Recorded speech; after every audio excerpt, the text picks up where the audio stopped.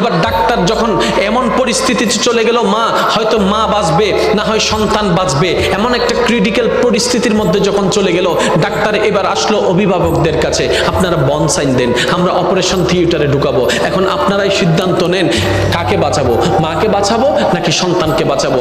একে জিজ্ঞেস করে, এ বলে যে মাকে বাঁচাও, ও বলে যে মাকে বাঁচাও, ও বলে যে মাকে বাঁচাও, ও বলে যে মাকে বাঁচাও। কারণ সবার মাতার চিন্তা, মা যদি বেঁচে থাকে সন্তান আবার আসবে, মা যদি বেঁচে থাকে সন্তান আবার আসবে। সবার একটি কথা, মাকে বাঁচাও, মাকে বাঁচাও, মাকে বাঁচাও। এবার ডাক্তার কৌতূহল বশত মাকে একবার জিজ্ঞেস করলো, সবাই বলছে মাকে বাঁচাতে, একটু আপনি বলেন না আমরা এই দুইজনের ভিতর কাকে বাঁচাবো, আপনাকে বাঁচাবো নাকি সন্তানকে বাঁচাবো। তখন মা, একমাত্র মা, সে উত্তর দেয়, একমাত্র মা তখন চিৎকার করে বলে, ডাক্তার আমার সন্তানকে বাঁচান, আমার সন্তানকে বাঁচান, আমার সন্তানকে বাঁচান।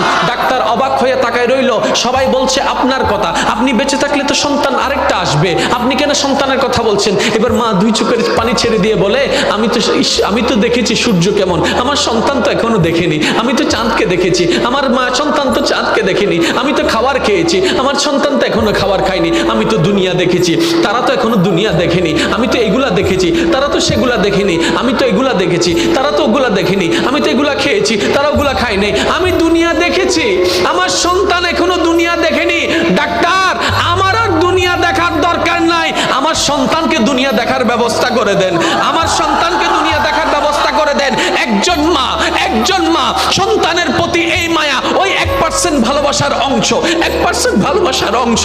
আপনার আমার নবী রাহমাতুল্লিল আলামিন যখন এই হাদিস বর্ণনা দিলেন, এক বাক রহমত রেখে আল্লাহ পাক এক বাক রহমত পৃথিবীর মধ্যে রহমত ছড়াই দিয়েছেন, 99 বাক রেখে দিয়েছেন। সাহাবায়ে কেরাম আদবের সহিত আরজি করলেন, ইয়া রাসূলুল্লাহ, ইয়া রাসূলুল্লাহ, ওই এক বাক রহমতের যদি এত ভালোবাসা, এত মায়া, এত টান, এত আবেগ, এত মহব্বত যদি হয়, এই 99 ভাগ আল্লাহ কেন রেখে দিয়েছেন? তখন রহমাতুল্লিল আলামিন বলেছেন, রহমাতুল্লিল আলামিন বলেছেন, ওরা আমার সাহাবারা শোনো, এই বাকি 99 ভাগ রহমতকে আল্লাহ হাসরের জন্য রেখে দিয়েছেন, হাসরের জন্য রেখে দিয়েছেন, হাসরের জন্য রেখে দিয়েছেন।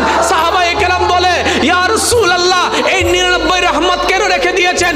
তখন নবী বলে, এই হাসরের মধ্যে যখন সবাই উপস্থিত হবে, পাপীরা যখন কান্নাকাটি করবে, তখন আল্লাহ 99 ভাগ রহমতকে উন্মুক্ত করে দিবেন শুধু বান্দাদেরকে জাহান্নামী থেকে জান্নাতি করে দেওয়ার জন্য। সুবহানাল্লাহ।